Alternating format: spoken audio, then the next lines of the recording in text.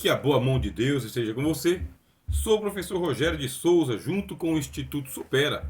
A disciplina agora é homilética, a ciência e a arte da pregação.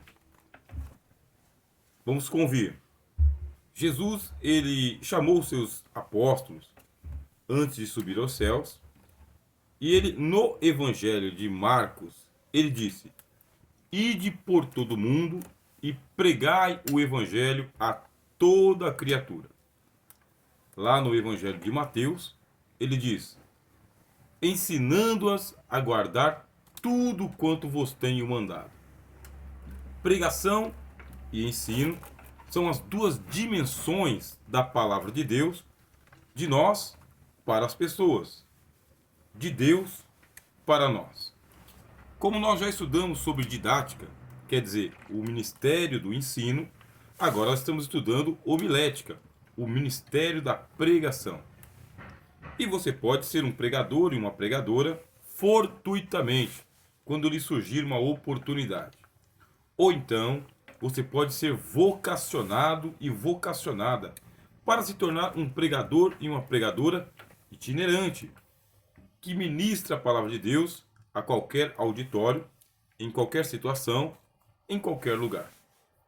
Ou então, você pode tornar-se o pregador da congregação, o pregador da igreja local, a pregadora da igreja. O ministério da pregação ele é muito vasto, ele é muito amplo. Não vamos conseguir dar conta aqui, no nível básico deste curso, de toda a amplitude que é o ministério da pregação, mas nós vamos trabalhar o máximo possível. Esses 4 vídeos, eles têm esta pretensão. Vamos abordar o assunto e colocar aqui tanto o aspecto técnico e teórico, quanto, na medida do possível, o prático. Vamos lá, você vai acompanhar a gente aqui pelo livro-texto que o Instituto Supera já enviou para você. E ele começa dizendo o seguinte: qual que é o objetivo da homilética? Não da pregação, mas da homilética, que é a ciência. É preparar o pregador e a pregadora para que, diante do auditório, você comece a sua mensagem e você termine dentro de um certo esboço, dentro de um certo escopo, identificando tanto o auditório para o qual você está pregando, quanto a mensagem que você está entregando. Será que ela é uma mensagem extemporânea? Será que ela é uma mensagem temática? Será que ela é uma mensagem textual? Ou será que ela é expositiva? Esses são os 4 tipos mais naturais da pregação da palavra de Deus: pregação extemporânea, temática, textual e expositiva. Qual que é o objetivo, então, da homilética? É que você esteja preparado sempre para pregar a palavra de Deus.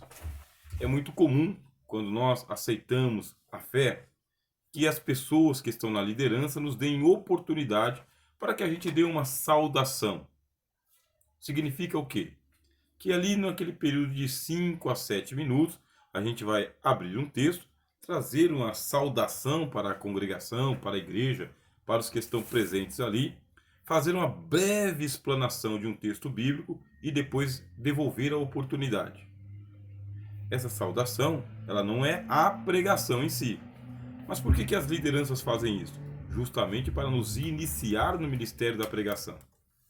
Muitos de nós tomam gosto. E uma vez tomando gosto, queremos continuar pregando. Passar de uma simples saudação para uma ministração. Se as pessoas que tiveram a oportunidade perceber a sua desenvoltura, o seu desenvolvimento, que você é uma pessoa que consegue expressar a palavra de Deus com destreza, conhecimento e segurança, aí é certo, o ministério da pregação vai se abrir para você. O curso básico em teologia, ele é bom por causa disso. Ele sempre tem essa disciplina. Agora nós que estamos no tempo da internet, nós temos a facilidade de ouvir outros pregadores muito com maior facilidade do que antes da internet. Podemos ver o seu estilo, podemos ver a sua metodologia, o seu desempenho, a sua retórica, a sua eloquência, fazer comparação entre diversos pregadores. Tenta imaginar, voltando lá 20, 25 anos atrás. As pessoas se convertiam em uma congregação e elas ouviam sempre o mesmo pregador da igreja local, sempre com o mesmo estilo, com a mesma forma, a mesma metodologia, a mesma abordagem, os mesmos níveis de eloquência. Essa pessoa não tinha a possibilidade que nós temos hoje de fazer comparação entre A e B, a menos que ela fosse para outras igrejas, o que não era muito comum, o que não era muito provável. Nosso tempo nos possibilita justamente isto. Temos aquela pregação padrão da nossa igreja e ainda fazemos comparação com pregação de outras igrejas, outros pregadores, outras denominações. Qual que é o objetivo em si da homilética? É dar preparo. Dar preparo para você que já tem essa vocação, essa vontade, esse desejo e que está fazendo o curso básico. Por mais que nós venhamos aqui a ministrar para você, teoricamente, é necessário você ser treinado. Treinado na sua igreja, treinado nas diversas situações que aparecerem para você. E outra coisa, você fazer o seu autotreinamento. Sim, a pregação tem muito de treinamento. Treinamento da entonação da voz, da velocidade da fala, da aplicação da eloquência. Muitos treinamentos você vai fazer da posição, do posicionamento, o uso das mãos, o uso da linguagem corporal, tudo isso. Nós vamos passar aqui teoricamente. Em determinado momento eu vou modificar aqui o posicionamento da câmera para que a gente possa aqui ter uma ideia das expressões corporais e das fisionomias também, tanto também da entonação da voz. Agora, isso modifica muito, modifica de pessoa para pessoa, de pregador para pregador e de pregadora para pregadora. Por isso, nós não vamos aqui esticar muito, só falar do mais usual. Seja, acima de tudo, um excelente observador ou observadora daqueles que pregam a palavra de Deus. Como que eles começam, como que eles aplicam a mensagem e como que eles costumam terminar. Como você já está dentro de uma denominação, o seu estilo vai ser muito parecido com os demais irmãos e irmãs que já pregam na sua igreja. E não tem como modificar muito, porque se você for um estranho no ninho, daqui a pouco o pessoal não está recebendo a sua mensagem. Aí não vai adiantar. Não vai adiantar você se especializar, se esmerar, se você se tornar um estranho no ninho. Por isso, vamos aqui passar para você algumas técnicas, algumas normas, algumas observações, mas é importante que você mesmo tenha o seu próprio estilo, o seu próprio jeito de ser, de pregar e de entregar a mensagem. Quando a gente fala em homilética, a gente pergunta o seguinte: Jesus, ele treinou homilética? Jesus participou de alguma escola de pregadores? Não, isso não. Jesus não. E os apóstolos de Jesus? Não, os apóstolos de Jesus também não. E os fariseus? Sim, os fariseus eles tinham. Os fariseus eles tinham. A gente não pode esquecer que os fariseus eles vêm dentro de uma cultura, que é uma cultura de sinagoga, e o príncipe da sinagoga era o orador da sinagoga, dava oportunidade para que os meninos recitassem, para que os jovens recitassem, mas havia sempre a pregação. A diferença é que eles faziam pregação sentado. Era muito comum fazer a pregação sentado, e não de pé como os gregos. Já os gregos e os romanos valorizavam a oratória, e a oratória era feita de pé, diante de um anfiteatro, diante de um auditório. E lá entre os gregos, a oratória tornou-se ciência. E entre os romanos também. Nós temos um homem chamado Agostinho de Hipona, que era mestre de oratória. E ele estava dentro do Império Romano. Nós temos o Cícero também, que era mestre em oratória, dentro do Império Romano. Lá no mundo grego, nós temos Demóstenes, que é considerado o maior orador da Grécia Antiga. O homem que encantava com as palavras. Agora, Demóstenes ele é um exemplo para qualquer pessoa que se sente despreparado. Por quê? Porque a natureza não lhe favoreceu. Diz a história que ele tinha problemas de dicção. Na hora de fazer o pronunciamento das palavras, ele tinha uma crise nervosa e isso fazia com que ele ficasse gago. E as palavras não saíam pronunciadas corretamente. O que ele fez? Ele se exercitou muito. Ele colocava varetas na boca e ele pronunciava as palavras mais difíceis centenas e centenas de vezes até ficar perfeito. Como ele ficasse muito irritado, muito nervoso, ele costumava levantar o ombro direito e ele ficava tendo um tique nervoso. E para isso, ele fez uma engenhoca, aonde uma lança era colocada aqui em cima do ombro dele, e quando ele tinha um tique nervoso, ele espetava o ombro. Assim, ele condicionou a sua postura para não tomar espetadas. Outra coisa, Demóstenes ele tinha um pulmão fraco, a natureza não lhe favoreceu. E por isso, ele subia as montanhas recitando os textos de Homero. Aqui na minha estante, eu tenho os textos de Homero. Tá vendo aqui, ó? A Ilíada. A Ilíada de Homero. São versos, tá bem? Tudo aqui são versos. Se você tiver uma versão, você vai ver que são poemas. São versos. E o que fazia Demóstenes? Pegava um livro desse tamanho aqui e ele recitava os textos de Homero morro acima, montanha acima, para ganhar fôlego. Com todo esse treinamento, esse autotreinamento, Demóstenes tornou-se o maior orador da Grécia Antiga. E havia uma disputa. Você está indo para o anfiteatro. Você está indo para a ágora, que era aquela praça onde haviam debates. E você gostava de ouvir pessoas que falavam com eloquência, com elegância, com segurança e com força. Quando eu comecei a estudar este assunto, um dos primeiros livros que eu comprei foi o Severino Pedro, que fala sobre o pregador e o sermão. E depois eu comprei livros de oratória, do Polito. Gostei bastante. Até que por fim caiu o livro na minha mão do Mário Ferreira dos Santos. Mário Ferreira dos Santos era um mestre da oratória também, e ele tinha um estilo de ensinar que me encantou. Passei a praticar bastante. Significa o quê? Que por mais vocação que você e eu tenhamos, é necessário aprimorar a ferramenta, adestrar a ferramenta e colocar em prática os conselhos úteis que vêm para nós. Veja, a Bíblia fala de que lá em Corinto havia uma disputa entre os crentes de qual pregador que eles preferiam. E muitos preferiam Apolo. Apolo passou por Corinto e Paulo também passou por Corinto.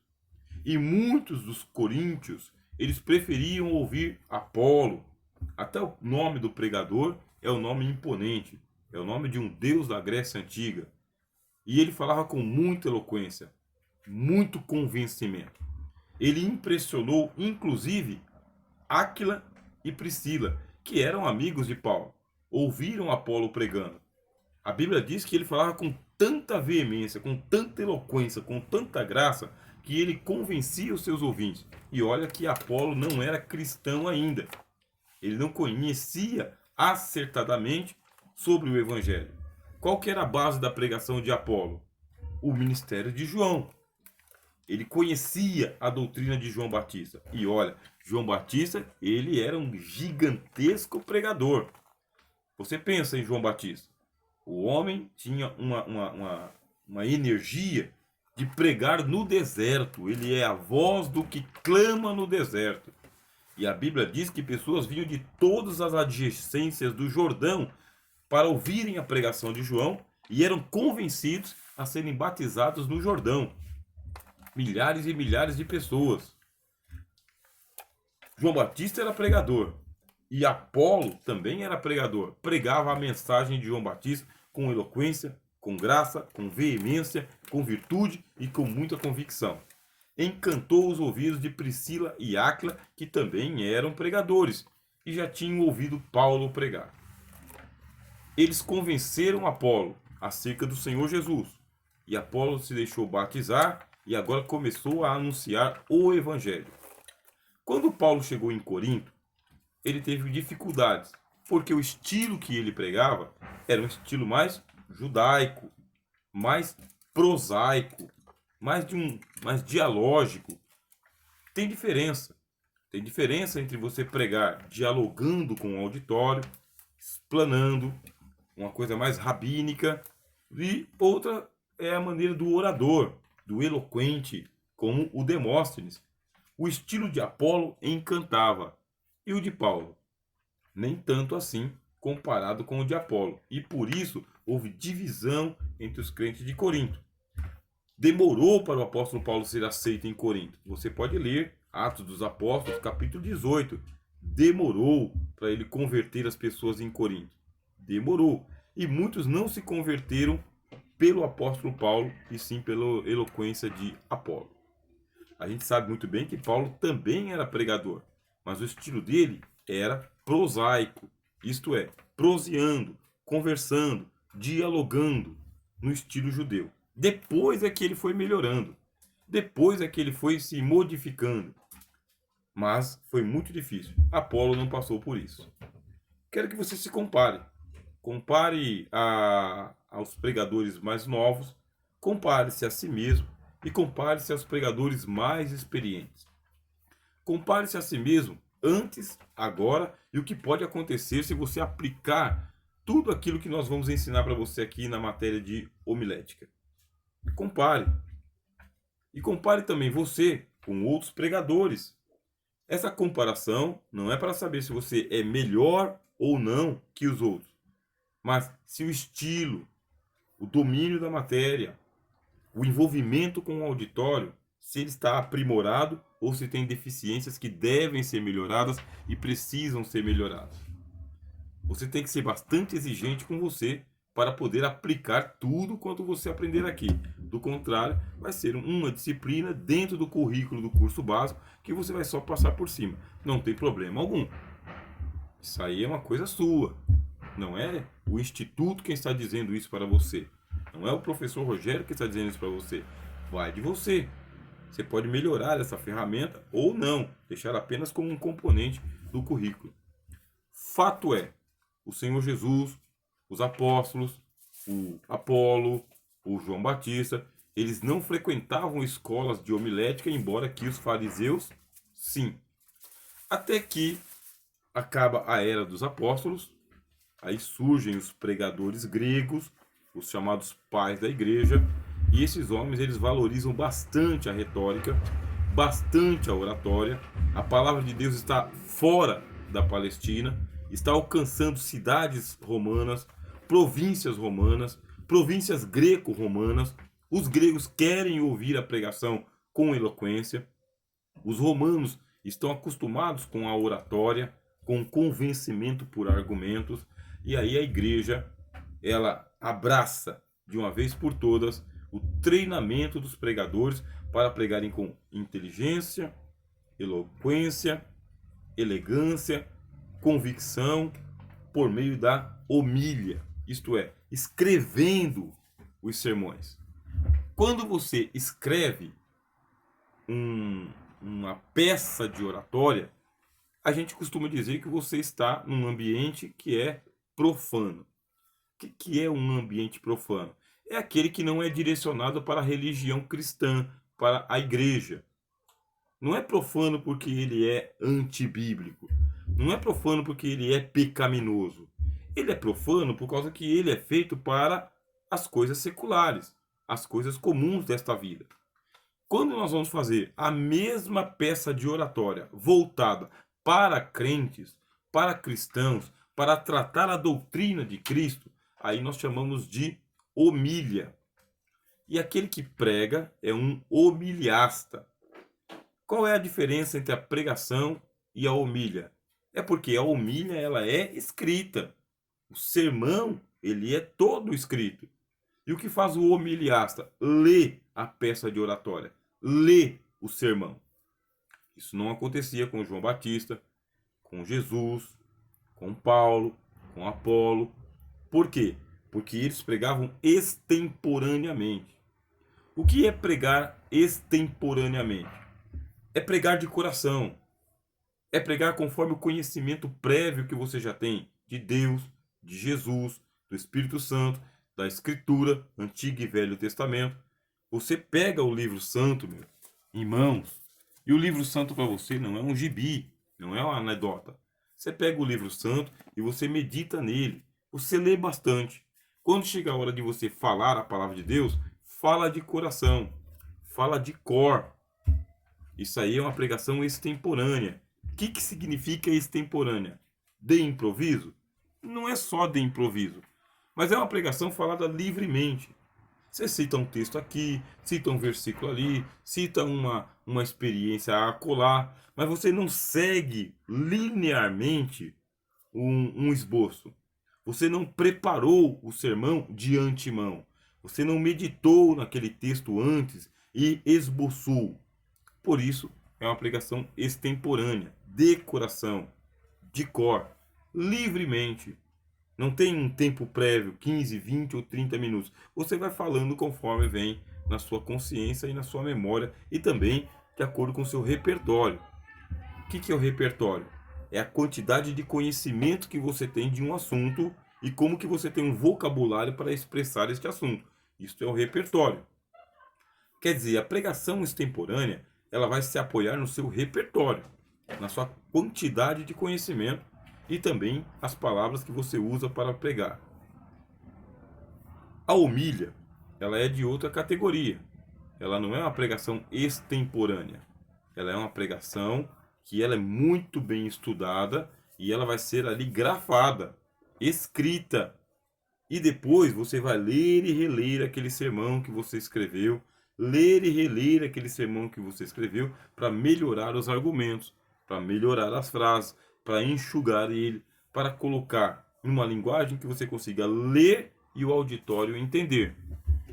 E neste caso, tem que aprender a ler o sermão, porque senão você vai fazer uma leitura monótona, quer dizer, de um tom só, e isso vai levar as pessoas a dormir. Ainda mais na nossa sociedade, que é a sociedade dos brados, da eloquência, do convencimento com argumentos, da expressão facial, é muito difícil as pessoas prestarem atenção num sermão escrito. Tem que ser muito bem lido, muito bem entonado e naquele compasso onde você ali vai fazer igual uma notação musical. Se você conhecer um pouquinho de música, sabe que a pauta ela é uma notação musical. E quando você pega a pauta, a música pautada, ali estão os acidentes, aonde que aumenta, aonde que diminui, aonde que acelera, aonde que tem o ritmo mais calmo. É uma notação musical. O sermão, você também vai ter que pontuar ali, aonde que vão haver as eloquências, aonde que vão haver ali as pausas, onde que vai ter ali a ênfase, você vai escrever. Bom, essa aqui é a nossa primeira aula de homilética e agora já estou me preparando juntamente com você para ir para o segundo vídeo e você precisa ler o livro-texto que o Instituto Supera te enviou, porque ali estão os detalhes. Ali você, nesses detalhes, vai perceber que a partir do século IV não dava para pregar na igreja sem ter feito muito treinamento de homilética. Bom, eu sou o professor Rogério de Souza. Agora nós vamos já para o segundo vídeo. Esse aqui é o seu curso básico em teologia pelo Instituto Supera.